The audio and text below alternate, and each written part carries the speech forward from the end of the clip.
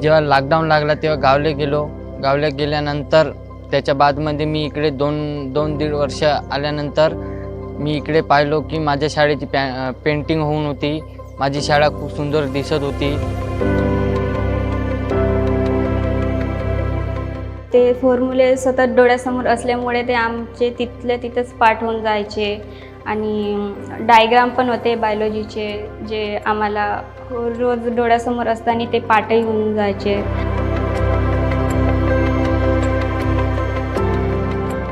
मला part of speech या चित्र आवडते. यात नाउन आणि प्रोनाउन आहे.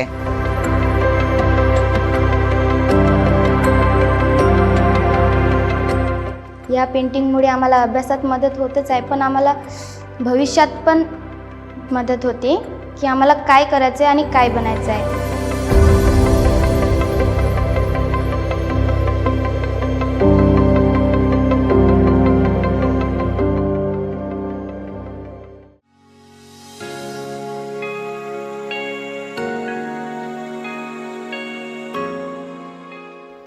मुलं म्हणजे फुलं, निष्पाप निरागस आशावाद. या वयाचं जग स्वतंत्र, कल्पनासृष्टी स्वतंत्र. त्याला चित्रमयतेचं आकर्षण असतं. चित्रमयतेचं आकर्षण आणि त्यात रममाण होणं या प्रक्रियेतून हळूहळू होत जाणारं विकसन त्यांना खऱ्या जगाची ओळख करून देत असतं.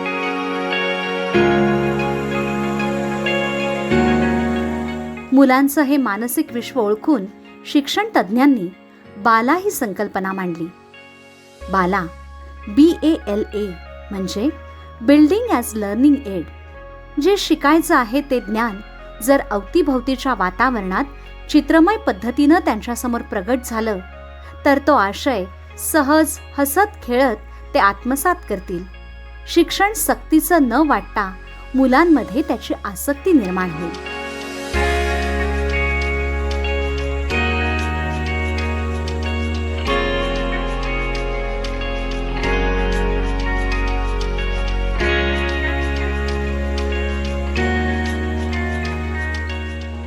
बाला म्हणजे हासत खेळत शिक्षण.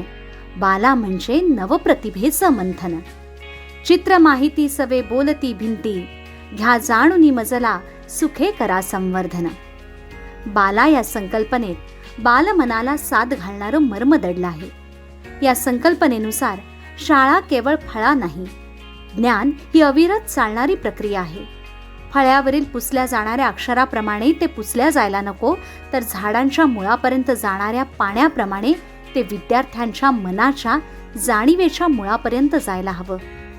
केवळ वर्गच नाही तर संपूर्ण शाळा परिसर, इमारत, भिंती, वसतिगृह, भोजनगृह अशा साऱ्याच गोष्टी सर्वसंग्राहक ज्ञानानं व्याप्त असाव्या.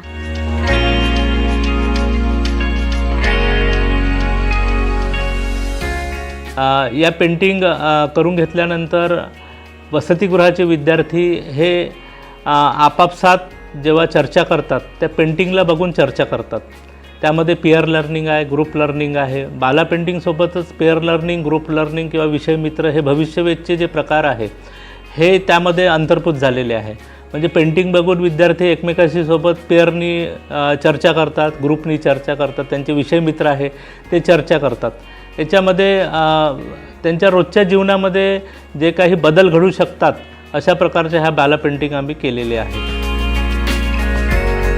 वर्गाच्या बाहेर खेळता खेळता एखादा विद्यार्थी क्षणकाळ एखाद्या भिंतीसमोर थांबतो, त्यावरील एखादं चित्र पाहतो, एखादी ओळ वाचतो आणि पुन्हा खेळायला निघून जातो.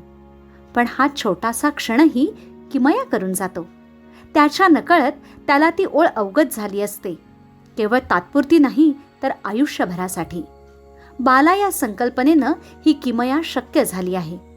मात्र अशा नवोन्मेषी संकल्पना साकार करायला हवी असते नव्या प्रयोगांना सामोरे जाणारी दृष्टी. ही दृष्टी घेऊन एकात्मिक आदिवासी विकास प्रकल्प चंद्रपूर यांनी ही संकल्पना यांच्या अधीनस्थ असलेल्या 8 शासकीय आश्रमशाळा व चंद्रपूर जिल्ह्यातील आदिवासी भागातील 28 जिल्हा परिषद शाळांमधून हा उपक्रम राबवून भविष्यवेधी शिक्षण प्रणालीचं आदर्श चित्र साकार केलं आहे. विद्यार्थ्यांच्या दैनंदिन जीवनामध्ये ज्या गोष्टी अंतर्भूत असतात जे मूल्य त्यांना दैनंदिन जीवनामध्ये आवश्यक असतात यांचा वापर करून त्या चित्रीकरणाच्या माध्यमातून विद्यार्थ्यांपर्यंत पोहोचल्या पाहिजेत याचं एक नाविन्यपूर्ण असं चित्रीकरण पेंटिंग्स शासकीय माध्यमिक आश्रमशाळामध्ये करण्यात आलेली आहेत. हा प्रकल्प साकारताना अगदी छोट्या छोट्या बाबींचा विचार करण्यात आला.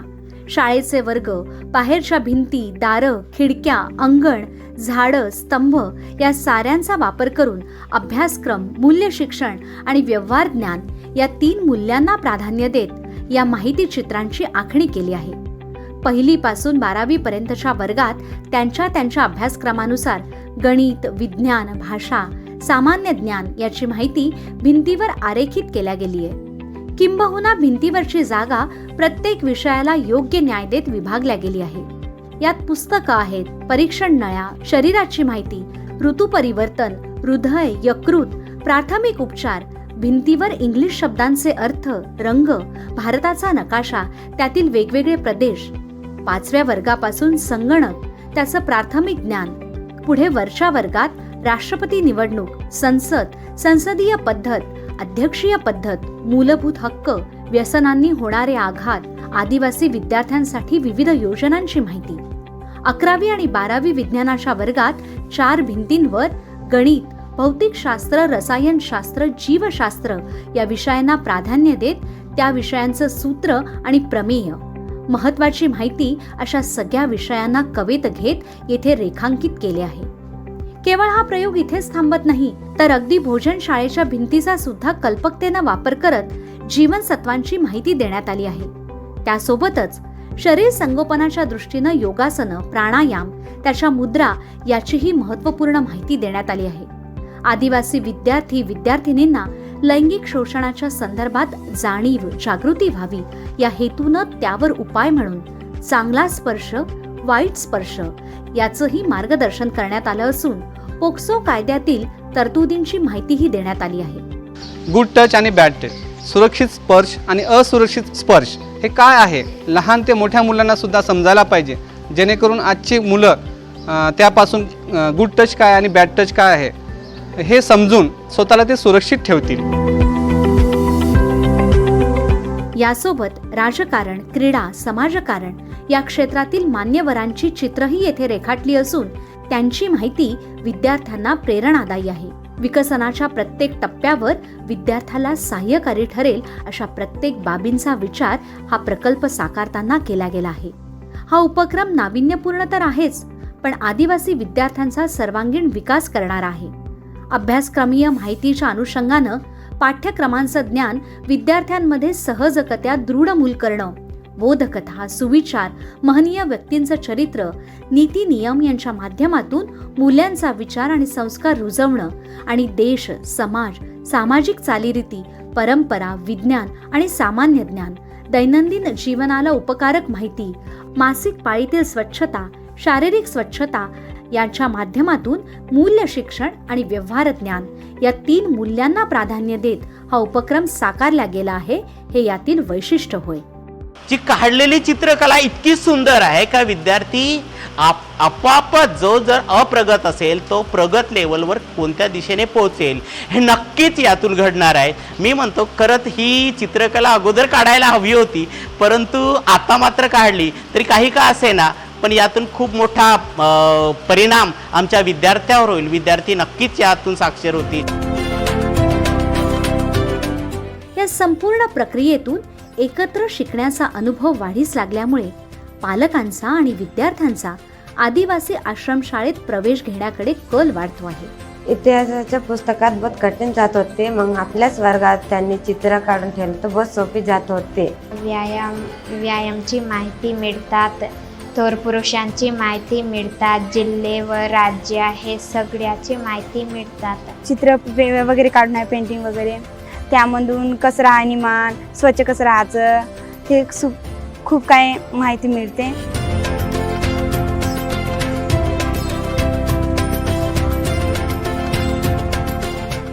एकात्मिक आदिवासी विकास प्रकल्प चंद्रपूरनं आदिवासी आश्रमशाळांसाठी राबविलेला हा प्रकल्प या विद्यार्थ्यांच्या शैक्षणिक वाटचालीला गतिमान करणारा आहेच, पण पुढच्या टप्प्यावर जागतिक दर्जाचं भविष्यवेधी शिक्षण देण्याचं क्रांतिकारी धोरणही राबवत आहे.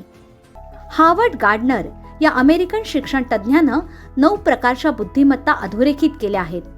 भाषिक आणि शाब्दिक बुद्धिमत्ता, लिंग्विस्टिक इंटेलिजन्स, दृश्यात्मक अवकाशीय बुद्धिमत्ता, स्पॅशल, तांत्रिक गणिती, लॉजिकल मॅथमॅटिकल, शारीरिक कायिक, बॉडीली किनेस्थेटिक, सांगीतीय म्युझिकल, आंतरवैयक्तिक इंटरपर्सनल, व्यक्ती अंतर्गत इंट्रापर्सनल, निसर्गवादी नॅचरलिस्ट, अस्तित्ववादी एक्झिस्टेन्शियल. शाळांमधून भाषिक बुद्धिमत्ता आणि तार्किक बुद्धिमत्ता यांना विशेष प्राधान्य दिलं जातं, परंतु विद्यार्थ्यांमधील इतरही बुद्धिमत्ता ओळखून त्या बुद्धिमत्ताचा विकास करण्याचा प्रयत्न करण्याची आवश्यकता आहे. विद्यार्थ्यांच्या सर्वांगीण विकासासाठी शिक्षण देणारी प्रणाली आपल्याला विकसित करायला हवी, ज्यात 100% मुलांच्या 100% क्षमतांचा उपयोग होईल. बाला पेंटिंग अंतर्गत नवीन माहितीचा पेंट करण्यात आलेले आहे. त्यामध्ये शैक्षणिक साहित्य विद्यार्थ्यांना चांगले सवय लागावं म्हणून जे मूल्य आहे ते आणि अनेक ज्ञानवर्धक अशी माहिती तिथे देण्यात आलेली आहे. तुम्ही पाहू शकता टोल फ्री क्रमांक आहे जे आदिवासी विकास विभागातर्फे दिलेलं आहे की त्यांना कोणतीही अडचण आली तर ते त्या नंबरवर सहज कॉल करू शकते. त्याच्यानंतर चाइल्ड हेल्पलाईन नंबर, महिला हेल्पलाईन नंबर या सर्वांची इथं माहिती दिली आहे. ॲम्ब्युलन्स नंबर सर्वमुळे त्यांच्या म्हणजे त्यांच्या वेळोवेळी लक्षात येईल. प्रत्येक मूल वेगळं असतं, त्याची शिकण्याची क्षमताही वेगळी असते. प्रत्येक मुलाच्या शिकण्याची गती वाढवणं हे भविष्यवेधी शिक्षण प्रणालीचं ध्येय आहे. यात पिअर लर्निंग, ग्रुप लर्निंग, विषय मित्र ही संकल्पना महत्त्वाची आहे. पिअरमध्ये शिकणं याचा अर्थ सहअध्यायी सोबत शिकणं. यात आपल्याला जे अवगत आहे ते आपल्या इतर सहअध्यायाला देणं ही कल्पना अध्यारूत आहे. न समजलेली एखादी गोष्ट जी शिक्षकाला विचारायला मुलं संकोचतात ती आपल्या सहअध्यायाला विचारायला मुलांना दडपण येत नाही. बाला या संकल्पनेसह पिअर लर्निंग, ग्रुप लर्निंग, विषय मित्र ही संकल्पना या आदिवासी आश्रमशाळांमधून राबवायला सुरुवात झाली आहे आणि विद्यार्थी त्याला अतिशय उत्तम प्रतिसाद देत आहेत. हा उपक्रम राबविताना उपक्रमाचा परिणाम आणि विद्यार्थ्यांच्या प्रगतीचा आलेखही नोंदवला जातो. या प्रक्रियेत अध्ययन स्तराची निश्चिती झाली आहे. विद्यार्थी जेव्हा शाळेत प्रवेश घेतो तेव्हा त्याचा अध्ययन स्तर नोंदवला जातो. नंतर या दोन्ही उपक्रमाचा गुणवत्ता वाढीत काय परिणाम झाला आहे हे प्रत्येक महिन्यात अध्ययन स्तर निश्चित करून प्रगतीचा आलेख काढला जातो. या प्रकारे प्रत्येक विद्यार्थ्याचं मूल्यमापन करून तो आलेख उंचावण्याचा प्रयत्न केला जातो. बाला संकल्पनेच्या माध्यमातून जागतिक दर्जाच्या शिक्षण विचारांची जोड देत या शाळेतील विद्यार्थ्यांना पूर्ण क्षमतांच्या विकासनाचा आनंद प्रदान करण्याचा या प्रकल्पाचा मानस आहे. बाला पेंटिंगचा उपयोग विद्यार्थ्यांची शैक्षणिक प्रगती घडवून आणण्याकरता झालेलाच आहे. त्याचप्रमाणे आम्ही मिशन शिखर सारखे विद्यार्थ्यांनी भरतीपूर्व परीक्षेच्या ज्या काही तयाऱ्या असतात याच्या तयारी अंतर्गत आम्ही नीट, JEE आणि CETसाठी विद्यार्थ्यांना तयार केलेले आहे.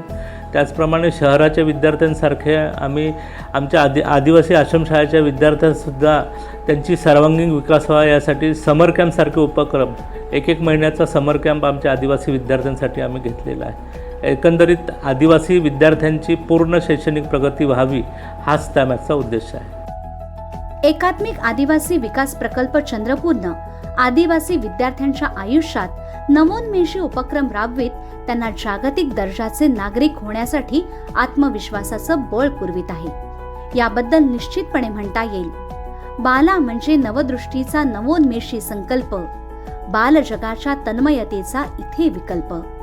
भविष्यवेधी शिक्षणातला विचार येथे, विद्यार्थ्यांचा घडून येतो कायाकल्प.